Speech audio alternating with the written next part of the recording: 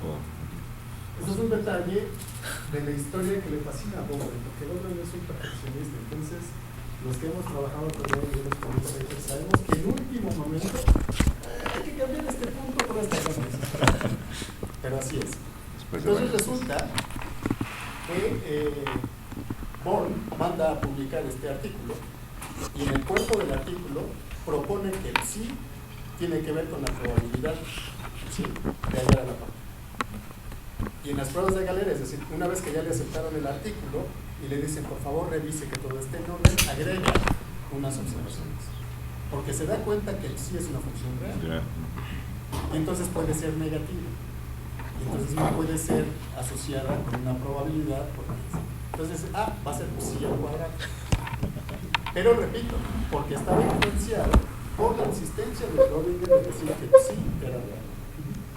Y entonces en las pruebas de Galera dice que es psi cuadrado lo que es proporcional a la probabilidad. Y por esas pruebas de Galera le dieron el premio Nobel, ¿sí?, por esa corrección. Y lo divertido del asunto es que esto se conoce como la interpretación probabilística de Born. Pues bien, eso, como pueden ver ahí, está equivocado. Porque el sí es una función compleja. Y psi al cuadrado es otra función compleja, que tampoco puede adjudicarse o asociarse con probabilidades. ¿Sí? Entonces, lo que se llama la interpretación probabilística de Born no es de Born. Tuvo que venir alguien a corregir la placa. Y ese alguien fue Pauli. Es Pauli el que dijo, lo que Born quiso decir es lo siguiente. Vocero. Exactamente. Y entonces, precisamente por esta intervención de Pauli, es que se corrigió esa interpretación de Born. Born, después de leer el artículo de Pauli, escribe un artículo más largo, posterior al suyo propio y al de Pauli, y ya menciona explícitamente que es el módulo al cuadrado, ¿sí?, de la función de onda, lo que está conectado con la probabilidad. Pero ya también había salido publicado el cuarto artículo de Schrödinger, donde Schrödinger ya le da libertad a la función de onda de ser una función compleja en general. Entonces resulta que Pauli es el que proporciona el nombre a la interpretación probabilística de Born, cuando correctamente debería ser la interpretación probabilística de Pauli, o en todo caso Born-Pauli, o Pauli-Born, ¿no? Pero la historia es así. Pauli no necesitaba vejigas para nadar. La prueba está en que obtuvo el premio Nobel antes que Born mismo, como vimos ayer, ¿sí? Y este es un pasaje interesante de la historia, y es así como surge esta noción de adjudicarle al módulo al cuadrado de psi la noción de probabilidad, ¿sí?, de una densidad de probabilidad. Claro, hay que multiplicarlo por el elemento diferencial en el espacio de configuración correspondiente. Eso está sobreentendido. De tal forma que cuando sumamos todos estos elementos, ¿sí?, cuando sumamos todas esas probabilidades, la probabilidad total del evento debe ser 1. Y de ahí la razón de por qué tenemos que normalizar la función de onda, para que le podamos adjudicar, ¿sí?, la noción de densidades de probabilidad. Pero obedece también a estas situaciones históricas. Aquí, para los que no sepan alemán, déjenme traducirles. Claramente dice eso que les dije. Muy bien. Ahora, esta aparente solución, que además es lo que enseñamos en las aulas, porque así lo enseñan los libros de texto ortodoxos, al problema de qué es la función de onda, solamente es aparente. Como decía David ayer en sus críticas, es poner el problema bajo la alfombra, es decir, lo cambias de lugar, ¿no? ¿Por qué? Porque el experimento más relevante que se muestra en los libros de texto como asociado con la interpretación probabilística de estas nociones cuánticas es el de la doble enemiga de Young. Y Young es previo a toda la historia cuántica, es desde la época de las canicas. De hecho, es precursor y contemporáneo de alguna forma de lo maestro. Y Young lo hizo con una vela y orificios. Entonces, lo que se entiende es lo siguiente: cuando inyectamos un flujo de partículas cuánticas, que podrían ser fotones si hacen el experimento con luz, a través de una pantalla que tiene dos orificios, pero también podrían ser electrones, y entonces en lugar de la pantalla un cristal con la estructura molecular apropiada para que haya este proceso. Lo que verán en sus detectores del otro lado es un comportamiento como lo que está en azul. Lo que está en azul se interpreta de dos formas. Una, donde ven los picos, ¿sí?, son los lugares de mayor brillantez en el caso de fotones. Es decir, son los lugares donde si ustedes colocan fotodetectores, van a contar más fotones que en las demás porciones.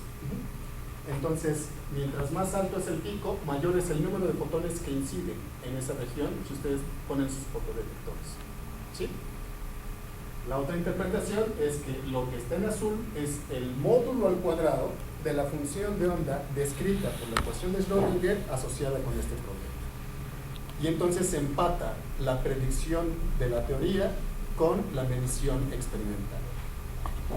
Esto presupone que estamos mandando un bonche de partículas. El experimento se ha hecho y es maravilloso ver cómo funciona, ¿sí?, mandando no un bonche de partículas a la vez, sino mandando una por una. Y entonces aplicar algo que en estadística se llama principio ergódico, que el fenómeno físico es el mismo estadísticamente si uno manda uno por uno los eventos que si manda todo el bonche y calcula miles de eventos a la vez. Eso es el principio ergódico y aquí funciona.